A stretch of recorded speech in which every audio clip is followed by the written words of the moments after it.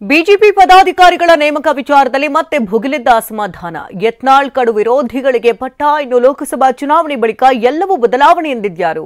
ಲಿಂಗಾಯತರ 24ನೇ ಮಹಾ ಅಧಿವೇಶನ ಕಾರ್ಯಕ್ರಮದಲ್ಲಿ ಕೈಗೊಂಡ ನಿರ್ಣಯಗಳಾದ್ರೂ ಏನೇನು? ಇದೆಲ್ಲವನ್ನು ನೋಡೋಣ ರಾಜಕೀಯ ನ್ಯೂಸ್ ಟಾಪ್ 9 ನಲ್ಲಿ. ರಾಜ್ಯ ಬಿಜೆಪಿ ಪದಾಧಿಕಾರಿಗಳ ನೇಮಕವಾಗಿದ್ದು ಬಿಎಸ್ವೈ ಮತ್ತು ವಿಜಯೇಂದ್ರ ಆಪ್ತರಿಗೆ ಹೆಚ್ಚು ಮಣೆ ಹಾಕಲಾಗಿದೆ. ಇದು ಈಗ ಬಿಜೆಪಿಯಲ್ಲಿ ಮತ್ತೊಂದು ಸುತ್ತಿನ ಆಂತರಿಕ ಕಲಹಕ್ಕೆ ಕಾರಣವಾಗಿದೆ. ಯತ್ನಾಳ್ ಕಡು ವಿರೋಧಿ ಮುರುಗೇಶ್ ನಿರಾಣಿಗೆ ರಾಜ್ಯ ಉಪಾಧ್ಯಕ್ಷ ಸ್ಥಾನ ಹಾಗೂ ಎಎಸ್ ಪಾಟೀಲ್ ನಡಹಳ್ಳಿಗೆ ರೈತ ಮೋರ್ಚಾದ ರಾಜ್ಯಾಧ್ಯಕ್ಷ ಸ್ಥಾನ ನೀಡಲಾಗಿದೆ. ವಿಜಯೇಂದ್ರ ಯಡಿಯೂರಪ್ಪ ಅಂದ್ರೆ ಕೊತ ಅನ್ನೋ ಯತ್ನಾಳ್ ಮತ್ತೆ ಅಸಮಾಧಾನ ಹೊರಹಾಕಿದ್ದಾರೆ. ಪದಾಧಿಕಾರಿಗಳ ನೇಮಕ ವಿಚಾರ ನನ್ನ ಗಮನಕ್ಕೆ ಬಂದಿಲ್ಲ. ನಾವೇನು ಬಿಜೆಪಿ ಕಾರ್ಯಕರ್ತರ, ಇದು ಕೆಜೆಪಿ 2 ಅಷ್ಟೇ. ನಿಷ್ಠಾವಂತ ಬಿಜೆಪಿಯವರಿಗಷ್ಟೇ ಪದಾಧಿಕಾರಿ ಮಾಡಿದ್ದಾರೆ ಅಂತ ವ್ಯಂಗ್ಯವಾಡಿದ್ದಾರೆ. ನಮ್ಮ ಗಮನಕ್ಕೆ ಹೆಂಗೆ ತರ್ತಾರೆ? ನಾವೇನು ಬಿಜೆಪಿ ಕಾರ್ಯಕರ್ತರೇನು? ನಾವು ದೇಶದ ಕಾರ್ಯಕರ್ತರಷ್ಟೇ. ನಿಷ್ಠಾವಂತ ಬಿಜೆಪಿ ಅವ್ರಿಗೆ ಅಷ್ಟೇ ಇವತ್ತು ಪದಾಧಿಕಾರಿ ಮಾಡ್ಯಾರ. ಅವರೆಲ್ಲ ನಿಷ್ಠಾವಂತರು. ಅದು ನೀವು ಅನ್ಕೋರಿ, ನಾನು ರಾಜ್ಯದಲ್ಲಿ ಅತ್ಯಂತ ನಿಷ್ಠಾವಂತರನ್ನು ತೊಗೊಂಡಾರ. ಅದು ಮೊದಲೇದು ಯಡಿಯೂರಪ್ಪ ಹೋಗುವವರು ಹೊಸ ಪಾರ್ಟಿ ಮಾಡಿದ್ರಲ್ಲಿ KJP 1 ಇತ್ತು, ಇದು KJP 2 ಅಷ್ಟೇ.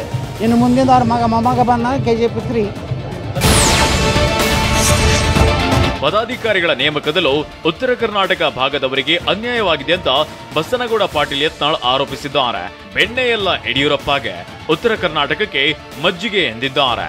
ಅಷ್ಟೇ ಅಲ್ಲ, 2024ರ ಲೋಕಸಭಾ ಚುನಾವಣೆ ಬಳಿಕ ಎಲ್ಲ ಬದಲಾವಣೆ ಆಗುತ್ತೆ ಅಂತ ಹೊಸ ಬಾಂಬ್ ಸಿಡಿಸಿದ್ದಾರೆ. ಬೀದರ್ನಾಗ ಅದಾರ. ಮನೆ ನಮ್ಮ ಮೋರಿಯವ್ರು ಹೇಳಿದ್ರು ಬೀದರ್ಗೆ ಬಂದು ನಿಂದ್ರತ್ತೆ. ಏನು ನೋಡ ನ್ಯಾಷನಲ್ ಲೀಡರ್ ಸರಿಗ ಬಿಜೆಪಿ ತಾವು ಎಲ್ಲೋ ಒಂದ್ ಕಡೆಗೆ ವಿಲನ್ ಯಾವಾಗ ಇವತ್ತಿದೆ. ಆಲ್ವೇಸ್ ಐ ಆಮ್ ವಿಲನ್, ನಾ ಹೀರೋ ಅಲ್ಲ. ನಂತರ ಹೀರೋ ಪಾರ್ಟಿಯವರಿಗಾಗ್ಲಿ ಯಾರೇ ಪಾರ್ಟಿಯವರಿಗಾಗಲಿ ಯಾಕೆ ನಿಮ್ಗೆ ಹೀರೋ ಆಗ್ಬೇಕಂತ ಯಾಕೆ ಅನಿಸ್ತಾ ಇಲ್ಲ ರೀ? ವಿಲನ್ ಪಾತ್ರ ಮಾಡೋರು ಯಾರು? ವಿಲನ್ ಇದ್ರೇ ಹೀರೋ. ವಿಲನ್ ಯಾವಾಗ ಇವತ್ತಿದೆ. ಆಲ್ವೇಸ್ ಐ ಆಮ್ ವಿಲನ್, ನಾ ಹೀರೋ ಅಲ್ಲ. ನಂತರ ಹೀರೋ ಪಾರ್ಟಿಯವರಿಗಾಗ್ಲಿ ಯಾರೇ ಪಾರ್ಟಿಯವರಿಗಾಗಲಿ ಸರ್ವ ಪಕ್ಷದ ವಿರೋಧ ಪಕ್ಷದ ನಾಯಕ ನಾನು. ಅಲ್ಲ, 24ರ ನಂತರ ವಿರೋಧ ಪಕ್ಷದ ನಾಯಕರಾಗಿ ಮುಂದುವರಿತೀರಾ? ಅಧಿಕೃತ ಜನರ ಮಾನಸದಿಂದ ಬಂದಂತ ವಿರೋಧ ಪಕ್ಷದ ನಾಯಕ.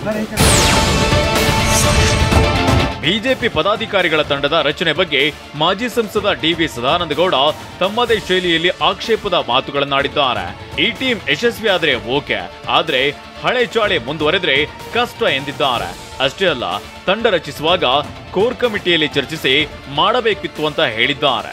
ಈ ಟೀಮು ಒಂದು ರೀತಿಯಲ್ಲಿ ಎಲ್ಲರನ್ನ ಒಟ್ಟಿಗೆ ತಗೊಂಡೋಗುವಂಥ ಪ್ರಯತ್ನಗಳನ್ನು ಮಾಡುವುದನ್ನು ಯಶಸ್ವಿಯಾದರೆ ಈ ಟೀಮು ಒಳ್ಳೆ ಕೆಲಸ ಆಗ್ಬೋದು. ಆದರೆ ಮತ್ತೆ ನಮ್ಮ ಹಳೆ ಚಾಳಿ ಅಲ್ಲಿ ಇಲ್ಲಿ ಶುರುವಾದರೆ ಮತ್ತೊಂದಾದರೆ ಅದು ಸ್ವಲ್ಪ ಕಷ್ಟ ಆಗ್ಬೋದು. ಒಂದು ಕೋರ್ ಕಮಿಟಿಯನ್ನು ಅಥವಾ ಪ್ರಮುಖರನ್ನು ಕರೆದು ಕೂತ್ಕೊಳಿಸಿ ಮಾತಾಡಿ ಆ ಮುಖಾಂತರ ಒಂದು ಹೊಸ ಟೀಮನ್ನು ರಚನೆ ಮಾಡ್ತಿದ್ರೆ ಇದಕ್ಕಿಂತ ಹೆಚ್ಚು ಆಗ್ತಿತ್ತು. ದಾವಣಗೆರೆಯಲ್ಲಿ ನಡೆದ ಲಿಂಗಾಯತರ 24ನೇ ಮಹಾ ಅಧಿವೇಶನ ಕಾರ್ಯಕ್ರಮ ನಿನ್ನೆ ಸಮಾರೋಪಗೊಂಡಿತು. ಶಾಮನೂರು ಶಿವಶಂಕರಪ್ಪ 8 ನಿರ್ಣಯಗಳನ್ನ ಮಂಡಿಸಿದ್ದಾರೆ.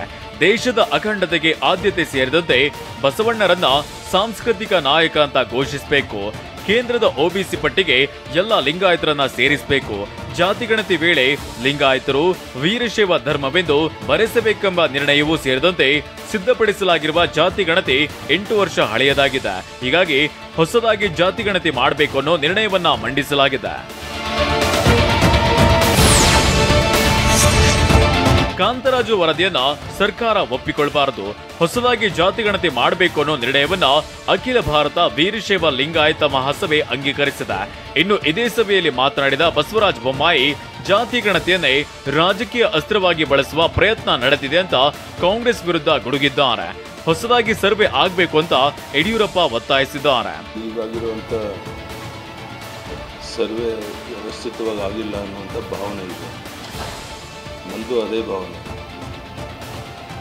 ಸೊ ಅದಕ್ಕೋಸ್ಕರ ಹೊಸದಾಗಿ ಒಂದು ಜಾತಿ ಗಣತಿ ನಡೆಸಿ ವಾಸ್ತವಿಕ ಸ್ಥಿತಿಯನ್ನು ಜನರಿಗೆ ತಿಳಿಸಬೇಕು.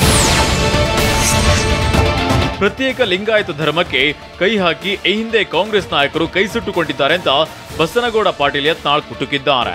ರಾಯಚೂರಿನಲ್ಲಿ ಮಾತನಾಡಿದ ಅವರು, ಸಿದ್ದರಾಮಯ್ಯ ಮತ್ತು ಎಂಬಿ ಪಾಟೀಲ್ ಹುಚ್ಚು ಕೆಲಸವನ್ನ ಮಾಡಬಾರದು, ಮತ್ತೊಮ್ಮೆ ಅಂತಹ ಹುಚ್ಚು ಕೆಲಸವನ್ನ ಮಾಡೋದಕ್ಕೆ ಹೋಗಬಾರದು. ವೀರಶೈವ ಲಿಂಗಾಯತರನ್ನ ಕೂಡಿಸುವಂತಹ ಕೆಲಸ ಮಾಡಬೇಕು ಅಂತ ಆಗ್ರಹಿಸಿದ್ದಾರೆ.